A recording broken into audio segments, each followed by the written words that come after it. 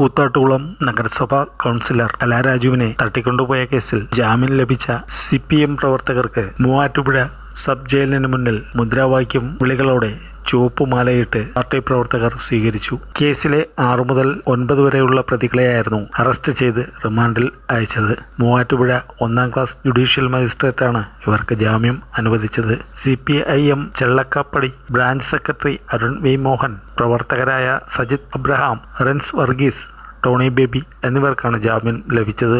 കൂത്താട്ടുകുളത്ത് നിന്ന് പാർട്ടി പ്രവർത്തകരെത്തിയാണ് ഇവരെ സ്വീകരിച്ചത്. ജനാധിപത്യത്തിനു വേണ്ടിയുള്ള പോരാട്ടമാണ് തങ്ങളുടെ പ്രവർത്തകർ നടത്തിയതെന്ന മുദ്രാവാക്യങ്ങളോടെയായിരുന്നു സ്വീകരണം. നഗരസഭയിലെ അവിശ്വാസ പ്രമേയവുമായി ബന്ധപ്പെട്ടാണ് വനിതാ കൗൺസിലർ കലാരാജുവിനെ തട്ടിക്കൊണ്ടുപോയി ദേഹോപദ്രവം ഏൽപ്പിച്ചു എന്ന കേസിൽ 4 CPM പ്രവർത്തകർ പിടിയിലാവുന്നത്. കഴിഞ്ഞ ജനുവരി 18-നായിരുന്നു സംഭവം. ശനിയാഴ്ച നഗരസഭ ചെയർപേഴ്സൺ, വൈസ് ചെയർമാൻ എന്നിവർക്കെതിരെ UDF നൽകിയ അവിശ്വാസ പ്രമേയത്തിന്റെ ചർച്ചയിൽ പങ്കെടുക്കാനെത്തിയ കലാരാജുവിനെ പ്രതികൾ തട്ടിക്കൊണ്ടുപോയി ദേഹോപദ്രവം ഏൽപ്പിച്ചു എന്നാണ് പരാതി. 45ഓളം പ്രതികളാണ് പട്ടികയിലുള്ളത്.